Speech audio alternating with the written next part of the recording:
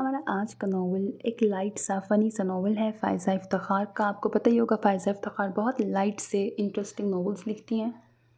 Novel की story का ना शॉर्टकट ये है, थीम ये है कि एक बुआ होती हैं और वो हीरोइन के घर पे आके रहती हैं और हर चीज़ पे रोक टोक, लाइक जो बहुत बड़ी उम्र की नानियाँ दादियाँ होती हैं ना, ऐसे, और बड़ी अक्खड़ मज़ाक जो हर एक चीज़ पे नुक्ताचीनी करने वाली।